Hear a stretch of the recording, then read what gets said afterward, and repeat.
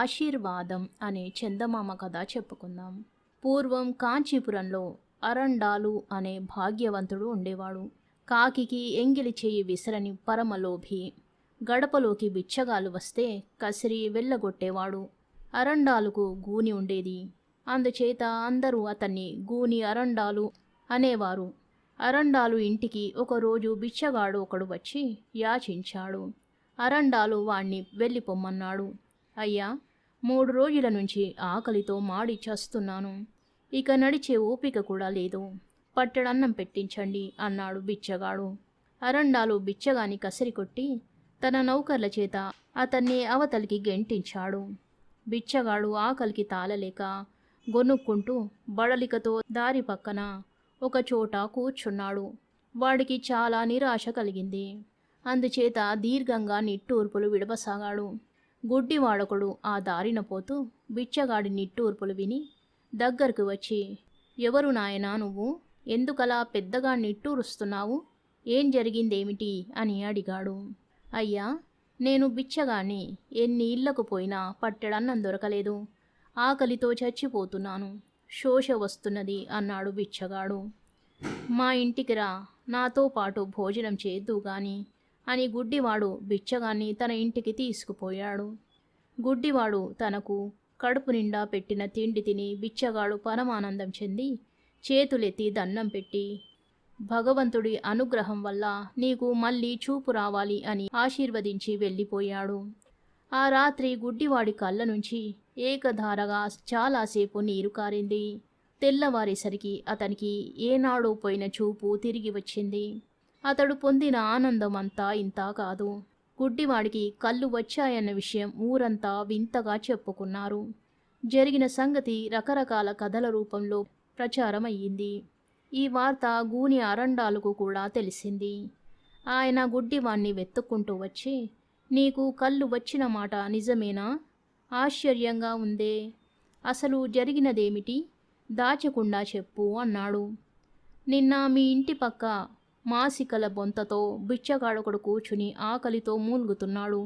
వాడికి నువ్వు పట్టెడన్నం పెట్టావు కావుట.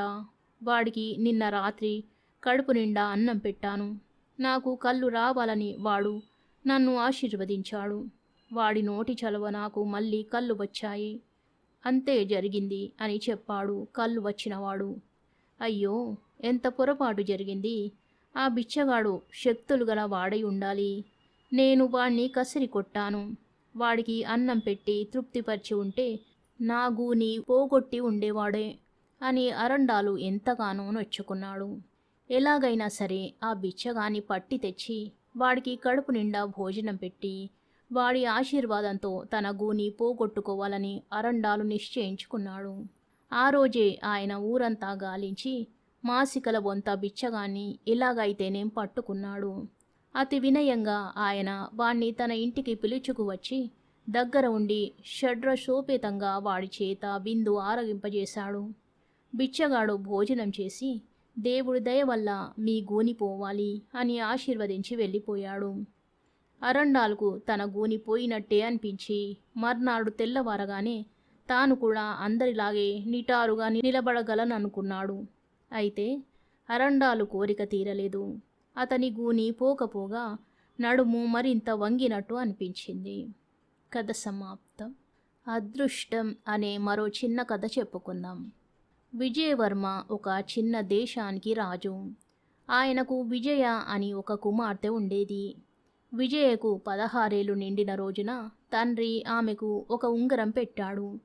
అది రాజుకు ప్రాణప్రదమైనది. ఎందుచేతనంటే ఆ ఉంగరం విజయ తల్లిది. ఆమె కొంతకాలం క్రితం చనిపోయింది. ఒకనాడు విజయ తన దాదితో సహా చిన్న పడవలో నది మీద విహారానికి బయలుదేరింది.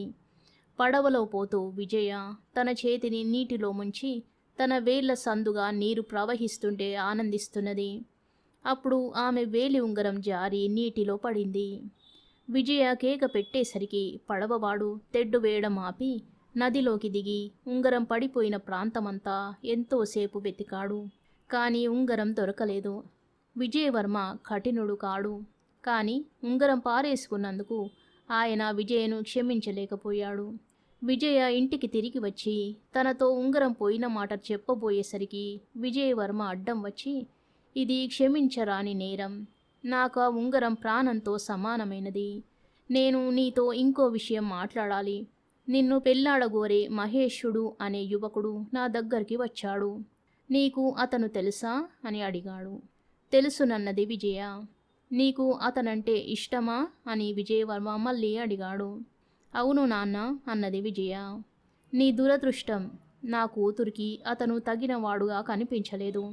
అతను నిన్ను చేసుకోవడానికి వీలు లేదని చెప్పి పంపేశాను. నువ్వు నాకిష్టమైన ఉంగరాన్ని పారేశావు. నేను నీకిష్టమైన వాణ్ణి పంపేశాను.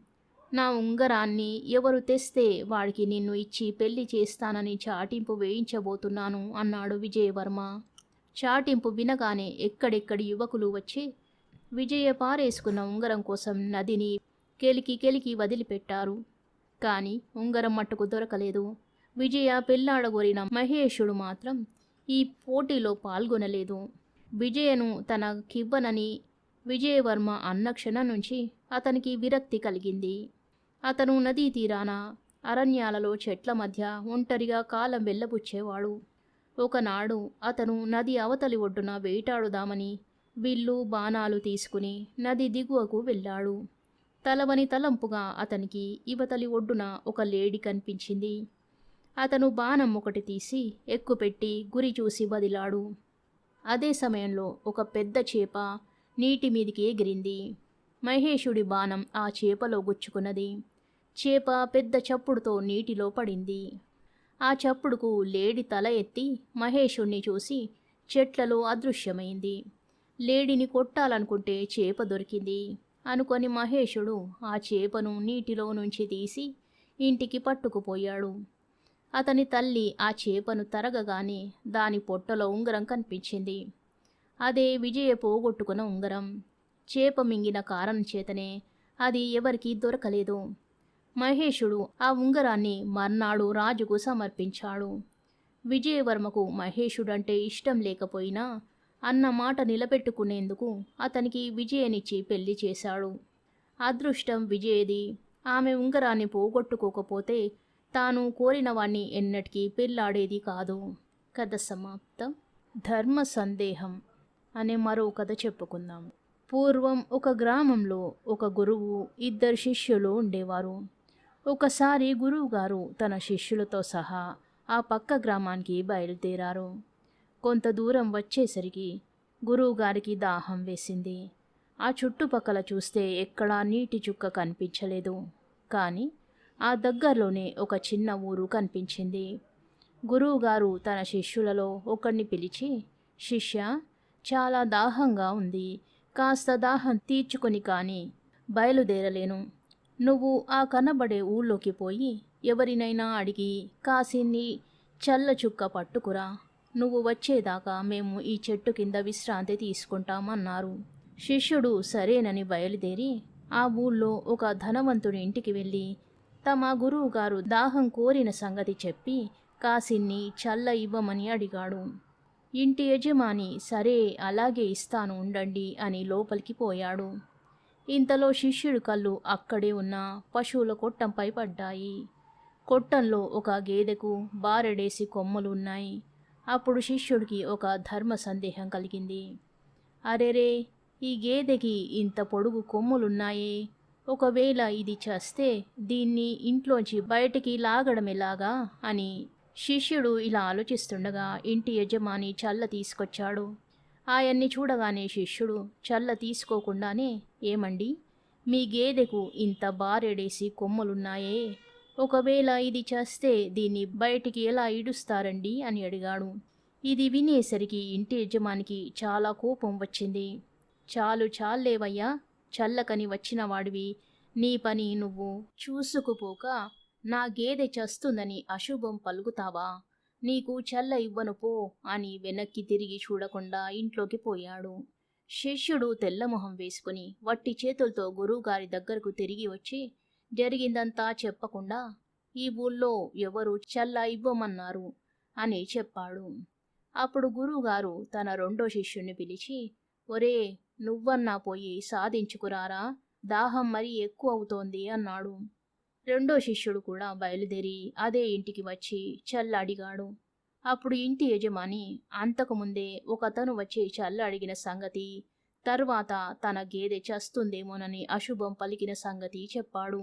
అంతా విని చివరకు ఈ శిష్యుడు, వాడి మొహం, వాడికి ఏం తెలుసు, గేదె చస్తేనేం, దాని కొమ్ములు రెండు నరికి పారేస్తే తేలికగా బయటికి లాగేయవచ్చు అన్నాడు, తన బుర్రలో ఉన్న తెలివినంతా ఉపయోగించి. ఇది వినేసరికి ఇంటి యజమానికి అరికాలిమంట నెత్తికెక్కింది. ఏమయ్యా, నువ్వు గనుడువేనే, ఏమో అనుకున్నాను. మొదట వచ్చిన అతను గేదె చస్తుందేమో అని మాత్రం అనేసి ఊరుకున్నాడు. నువ్వు గేదె చావడం, కొమ్ములు కోసి పారేయడం అనేశావే, పో నీకు చల్ల ఇవ్వను అన్నాడు. శిష్యుడు చేసేది లేక వట్టి చేతులతో గురువుగారి దగ్గరికి వచ్చాడు. అప్పుడు గురువుగారు తన మూడో శిష్యుణ్ణి పిలిచి, ఇక నువ్వన్నా నిర్వాకం చేసుకురా, నీ వల్ల కాకపోతే అప్పుడు ఇక నేనే పోతాను అని పంపాడు. మూడో శిష్యుడు కూడా అదే ఇంటికి వచ్చి చల్ల అడిగాడు. అప్పుడు ఇంటి యజమాని అంతకుముందు ఇద్దరు వచ్చి ఇలాగే చల్ల అడిగి, మొదటి అతను అశుభం పలికిన సంగతి, రెండు అతను అంతకంటే అశుభంగా మాట్లాడిన సంగతి చెప్పాడు. అంతా విని శిష్యుడు, వాళ్ళ మొహం, వాళ్ళకి ఆ మాత్రం తెలివితేటలు ఉంటే ఇంకేం, గేదె చస్తేనేం, దాని తల వరకు నరికివేస్తే తల వేరే మొండెం వేరే బయటికి తేలికగా చేర్చవచ్చు అన్నాడు. ఇది వినేసరికి ఇంటి యజమానికి ఒళ్ళు మండిపోయింది.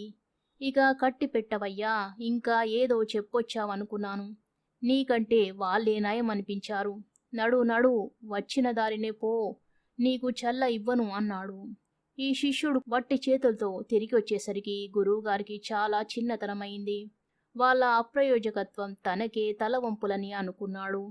అయినా కాస్త చల్ల చుక్క ఇవ్వడానికి ఎవరికి దయ కలగకపోవడానికి కారణం ఏమై ఉంటుందా అని ఆలోచిస్తూ, సరే ఏం చేస్తాం, నేనే పోయి ముష్టెత్తుతాను, నేను వచ్చే వరకు ఇక్కడే ఉండండి అని ముగ్గురు శిష్యుల్ని చెట్టు కింద వదిలిపెట్టి గురువు కూడా బయలుదేరి అదే ఇంటికి వచ్చాడు. ఇంటి యజమాని గురువుగారితో అంతకు ముందు వచ్చిన ముగ్గురి సంగతి, వాళ్ళు ఒక్కొక్కరు ఎలా అశుభం పలికింది చెప్పాడు. అంతా విని గురువుగారు ఇలా అన్నారు, వాళ్ళ తెలివి తెల్లారినట్టే ఉంది. ఈ పాటి స్వల్ప విషయానికి పెద్ద ఆలోచన కావాలా? గేదె చచ్చిందే అనుకోండి, ఆ చచ్చిన చోటనే ఒక పెద్ద గొయ్యి తీసి దాంట్లో గేదెని పూడ్చి పెట్టవచ్చు కదా అన్నాడు. ఇది వింటుంటే ఇంటి యజమానికి గురువుగారిని అపాలన నమిలి మింగేద్దామనుకున్నంత కోపం వచ్చింది. ఆ మూలనున్న దుడ్డు కర్ర తీసుకుని, చాలేవయ్యా, ఇక అట్టే వాగావంటే నీ ప్రాణం దక్కదు, నీకంటే ఆ ముగ్గురే నయమనిపించారే, పో, ఇంకా మజ్జిగ అడగవచ్చావా సిగ్గులేక అంటూ గురువు వెంబడి పడ్డాడు. గురువు వెనక్కి తిరిగి చూడకుండా కాలికి బుద్ధి చెప్పి శిష్యుల దగ్గరికి చేరుకున్నాడు. ఇక ఒక్క క్షణం కూడా అక్కడ ఉంటే తమ ప్రాణాలు దక్కవని నాలుక పిడిచకట్టుకుపోతున్న గురువు శిష్యులతో సహా అక్కడి నుంచి మకామెత్తేశాడు. కథ సమాప్తం. ఈ కథా స్రవంతి మీకు నచ్చినట్టయితే లైక్ చేయండి, షేర్ చేయండి, సబ్స్క్రైబ్ చేసుకోండి. Thank you.